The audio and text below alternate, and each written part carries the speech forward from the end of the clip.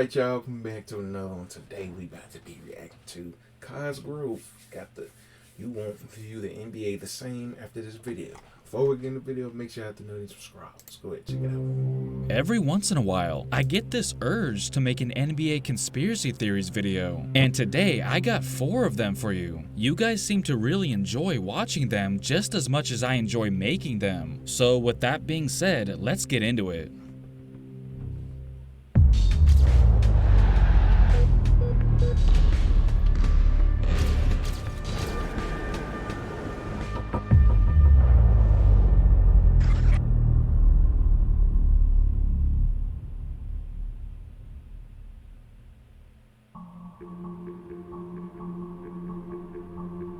Let's go all the way back to the year 2013, when the 6-seeded Golden State Warriors took on the 3-seed Denver Nuggets in round 1 of the playoffs. Denver was the best home team that season, going 38-3 at the Pepsi Center. So after Golden State lost Game 1 and lost David Lee due to an injury, people thought that this was going to be a quick series, but Steph Curry showed why he was a superstar in the making, as the Warriors would win the next 3 games to take a 3-1 lead in the series. Then Game 5 came along, and that's when this conspiracy kicks in. We all know that Andre Iguodala went on to sign with Golden State later that offseason, but was he working for the Warriors before he joined them? I say that because at the time, there were rumors that Iguodala was leaking inside information to Warriors head coach Mark Jackson about how the Nuggets were trying to rough Curry up. I know that's a pretty big claim, but this quote that Jackson gave following Game 5 looks to have supported that theory.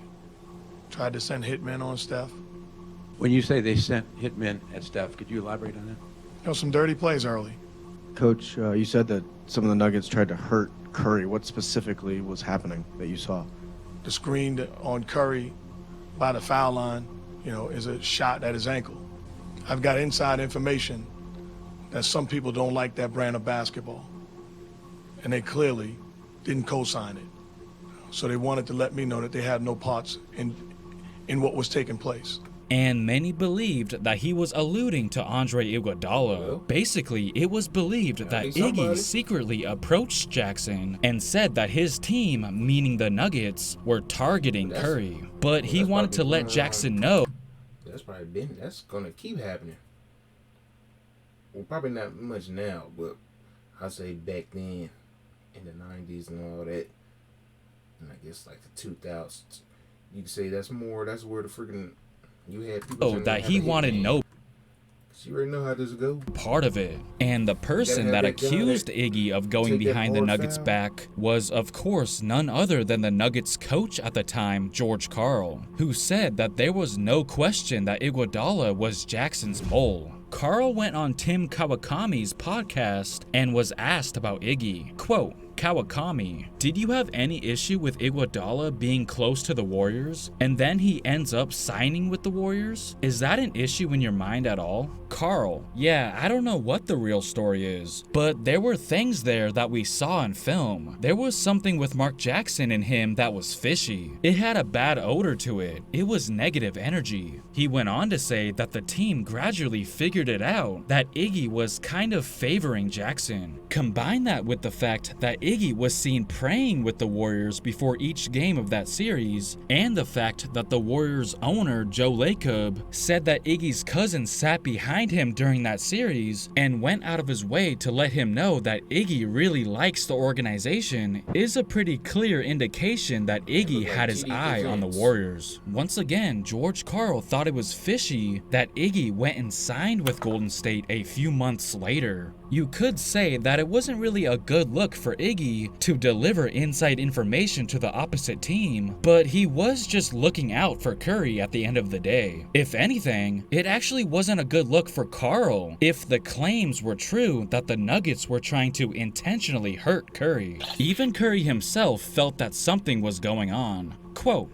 I'm going through the paint minding my own business, and they're coming out of nowhere trying to throw elbows. They've got a hit on me. I don't know what it is. Curry suffered a sprained ankle and an ugly poke to the eye during that series, so that should tell you something. I mean, you can clearly see Kenneth Faried sticking out his leg to try and trip Curry as he's going through the lane. And as for Iggy, he actually played very well for Denver that series, so take that as you will. It ain't right, but that's The New Orleans Pelicans look to have also found a rather different way to defend Steph Curry back on May 4th, 2021. With about 4 minutes left in the third quarter, Golden State leading 77-71, Curry was just about to shoot a three-pointer when suddenly the lights went out in the Smoothie King Center.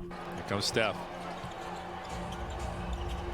These scattered situations. He shot the lights out. The Pelicans trying to turn. That's a different way to defend Curry right there, is turn the power off when the Warriors have the ball.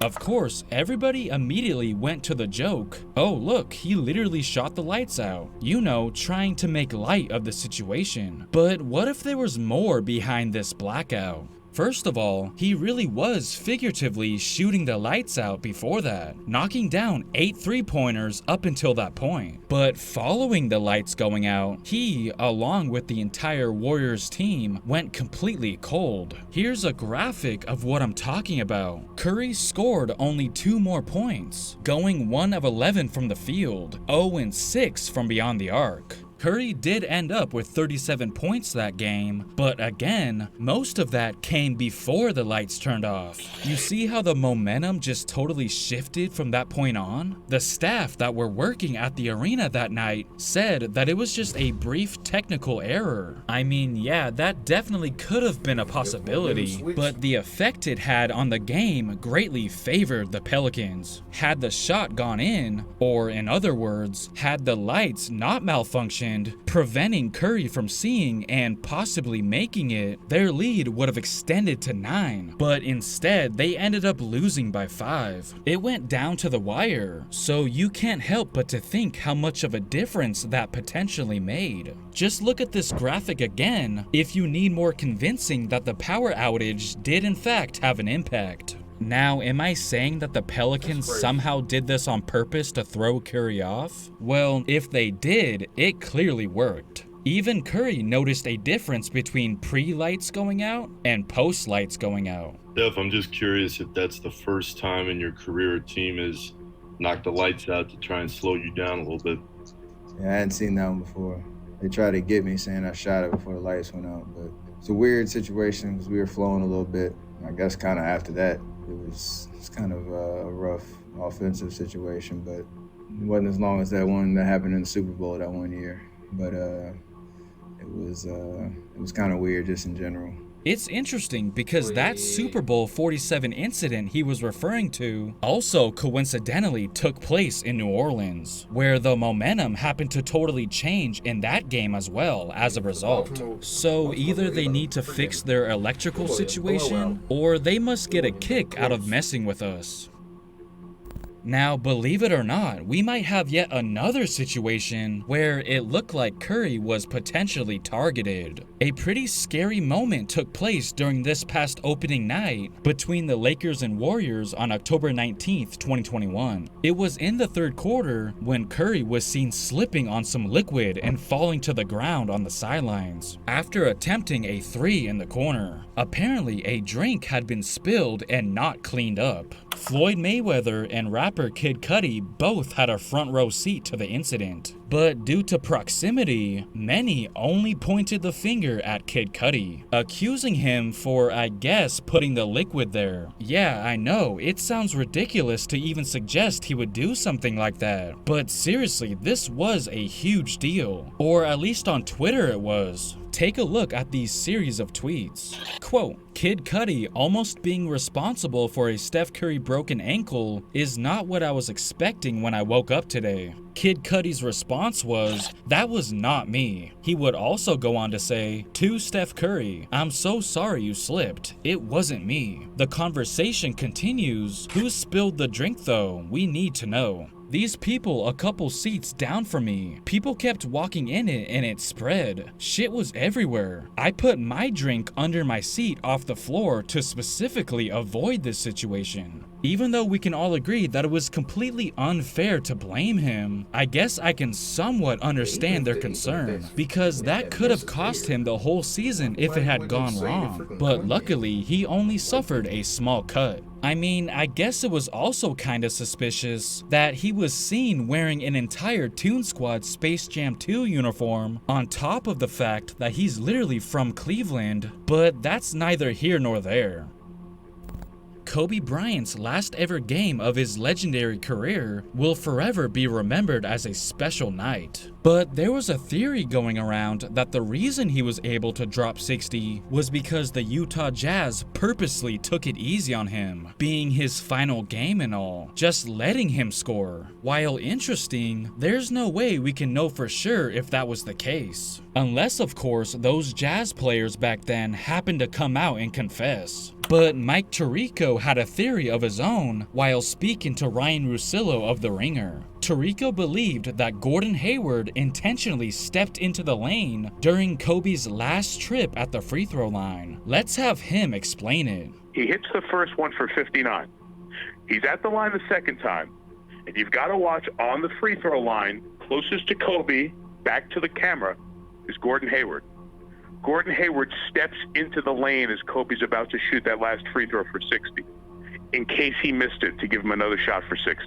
It was like Gordon Hayward, his team losing in this game. They blew a lead, blah, blah, blah, blah.